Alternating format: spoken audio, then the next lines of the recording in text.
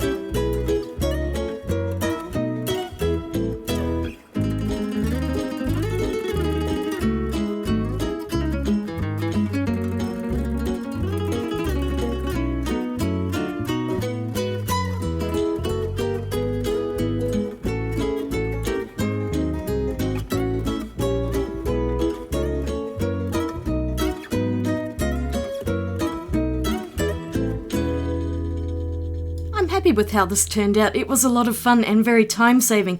So next I'm doing some painting, and I have this little egg-shaped dish that I got from a charity shop, and I'm adding in some liquid watercolours to each little well. It's not a full rainbow because indigo is missing, but it's mostly a rainbow. And I was just using supplies out of my drawer that I have and I haven't used for a while. The Schmincke Aqua Drops and the Marabou Graphics Aqua Inks. I was taking inspiration from the little chocolate Easter eggs that I put on screen there so you could see what I'm doing. Now I'm going in with some watercolour paper, 300 GSM cotton. I'm not doing anything too complicated here. Basically, I drew out 6 egg shapes and I'm painting each one in one of those different liquid watercolours. I did actually make some of my own mixes because one set had magenta and the other had a red that was too orange for my liking, so I mixed them together to get that really nice red. Then I mixed the orange red with the yellow to make an orange, funnily enough, and then we're going in with the yellow.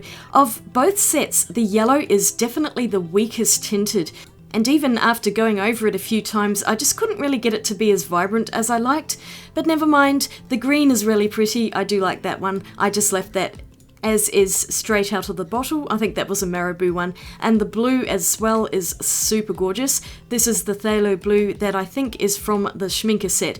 It's impossible to tell which ones are which. They are so similar to each other and both great products. And then I made this amazing violet colour with magenta and phthalo blue and it's so pretty. I let everything dry completely and I'm just going in with a waterproof black uniball pen and drawing on some very basic designs to each egg. I just wanted to go really simple today. Quite often I will overthink and therefore overcomplicate things, so I'm using the complete opposite approach and just going in with really basic lines and little doodles on these. But I actually quite like how it turned out. It's a lot more illustrative perhaps, or sketchy. I don't really know what you would call this, but I think it looks really cute and I enjoyed this little project. It's super easy to do and anyone can do this, including beginners, so give it a go. You can draw anything you like over the blobs. They don't even have to be Easter eggs. You could paint little Easter bunny shapes or something like that. I added some highlights with the white pen and I think this just finished them off nicely. They're very wobbly, but they have a cartoonish charm to them that I really like. So I scribbled on Happy Easter and drew a little border just to finish it off, and I don't mind how it turned out. It's just a really quick little project, and on to the next one. I had some colours left over and rather than washing them out, I thought I'd put them on some paper, so I'm just making a rainbow effect on here. This works best with cotton paper because the paint will disperse so much more easily than cellulose paper. And I just added the rest of the paints on there, going over it a couple of times just to make sure all of the colours were there. You could see they're not quite as vibrant as perhaps some other paints, and you do have to go over it a few times to really pick up that vibrancy. I think in this case the green, blue and purple were much stronger and I like those 3 colours the best. So there's a bit of a drying shift, but I ended up colouring around the edge of the border with a black pen, and I'm just going over the edges again with a gold pen just to make it look a bit neater. The paint had completely run underneath the tape, joy! And then I'm writing Happy Easter with some fancy calligraphy work. Yeah, no, it's not calligraphy, I just wrote it in with a plain pen. And added in some gold dots on the back because it felt like it needed something. So here is my second basic Happy Easter card. Not sure what I'm going to use this for, a bookmark or something? It's a little bit wider than a conventional bookmark, but I just chopped up some paper and that's the size I ended up with. So these are fun little projects, really easy and pretty much suitable for all levels of artistic ability, and maybe even for the kids if you have them too. And there are all sorts of fun designs you could make aside from Easter eggs, Easter bunnies, chicks, perhaps something a little more religious, just whatever you're into really. These projects were a little last minute for me because I had kind of forgotten a bit about Easter until it was getting close to the time. Anyway, I managed to get something and I'm very happy about that. So I'm just finishing off with a white paint pen that decided to stop working halfway through. The paint's gone a bit transparent, so I should have just stuck with that Uniball white pen because that's much more opaque. Oh well, next time. And here are my wonderful works of art. What a mess this is, but I actually kind of like it. It's just a lot looser than if I'd coloured every single little detail in, and it was really fun just dripping the inks on top and seeing what effects I could create. Can you see how shiny those India inks are? That is totally dry, but it still looks wet. And then, of course, I've got the gold metallic over the top, which just gives it an extra sheen. I like the colours. I think they all match well together, and I'm really happy with how this calendar piece turned out, and it was so much easier on my hand. And then I have these 2 little Easter artworks. very sketchy, but I don't mind the colours, although personally I really did enjoy the India inks more than I did the liquid watercolours in this case. They've come out a little bit desaturated, not as bright as I would have liked. They came out okay, not sure what I'm going to do with them. It was just a little bit of fun art to make, and I think that's about it for me for this video. So if you enjoyed this video, don't forget to give it a thumbs up and click the subscribe button. I'll be back really soon with another video, but in the meantime, I'm going to go and eat some chocolate. Happy Easter, everyone, and I'll swatch you later. Bye!